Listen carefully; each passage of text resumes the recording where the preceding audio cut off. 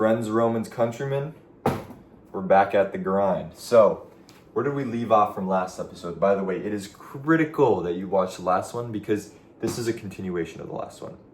So, please do me a favor. You're gonna make my day if you click off this video and go to the previous one if you haven't done so already. Okay, on that note, where do we leave off? Well, we found a polynomial operator, as I like to call it, such that if you apply it to v, it equals 0. We know such an one exists because we deduced that this sequence of n plus 1 vectors in v is linearly dependent, so we followed that logic and we got to here. And it's important, I should have said here, that p of t is non-constant. We argued that in the previous episode too, okay? So p of t is non-constant.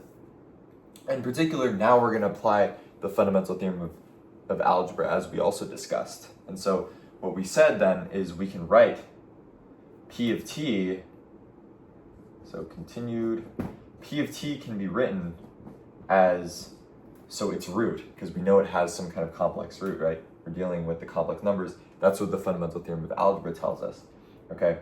So it can be written as t minus, what are we going to call that root? I'm gonna be sneaky about it, right? We're gonna call it lambda I. This is a little wink, wink, nudge, nudge to the fact that this is gonna be our eigenvalue that we prove exists, okay? Times some q of t. And what is this q of t? Well, this q of t has to be of lesser degree, okay? Right, so the degree q of t strictly less than the degree of p of t. This is just essentially, you can think of it as the division algorithm for your little polynomials, right? Because we know that if we apply v to p of t, right, we get 0, okay? Or I should say p of t has root 0, so root of p of t. So if you sub in our lambda here, into p of t, then you should get 0, right?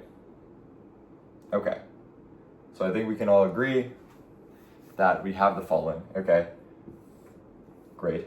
But so where do we go from here, okay? Where to? Well, let's put this back into here. So p of t, I'll just substitute, I'll write p of t v is equal to then q t minus lambda I q of t, okay? And this equals 0, okay? Well, that's good. I should say we have a v here, right? This is an operator in itself, it's acting on v. But we know we have sort of, we have composition here, right? So really we're taking this operator of v.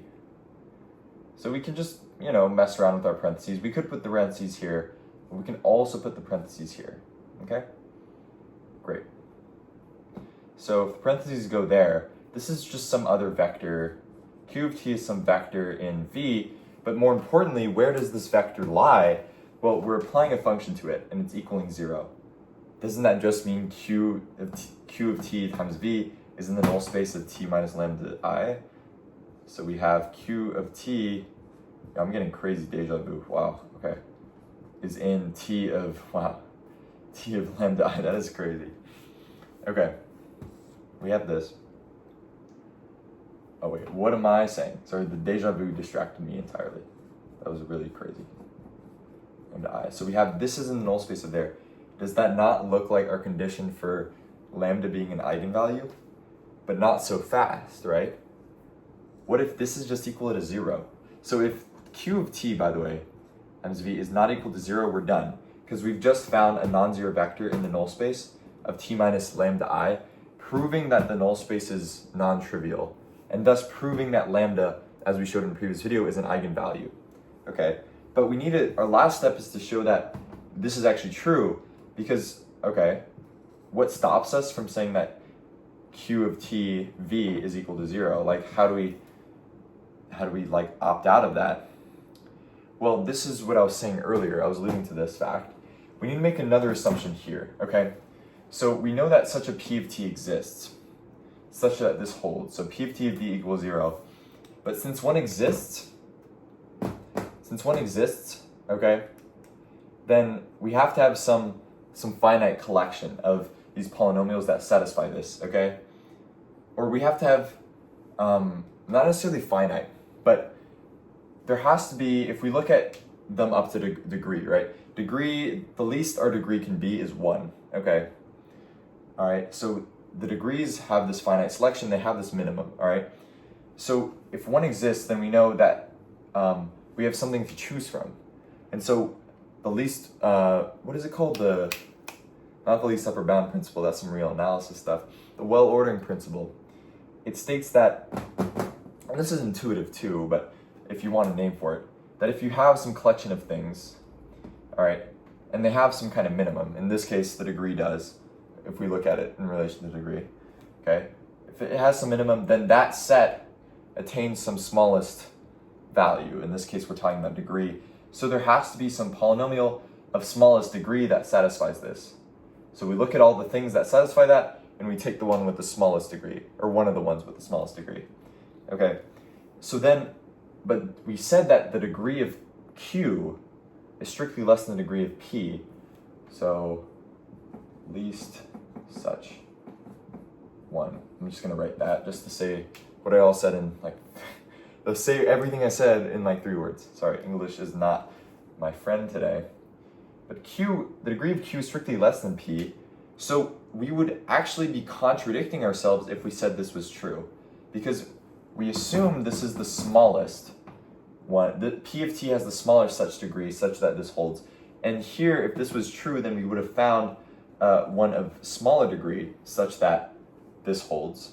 So that would be a contradiction, and so this can't be the case. All right. And thus, lambda is an eigenvalue. All right. Yippee. And so that is a very beautiful proof. I'm going to finish it off with a little nice QED. Okay. So on that note, I hope you all have a wonderful night. And I'll catch you all on the flip. See ya.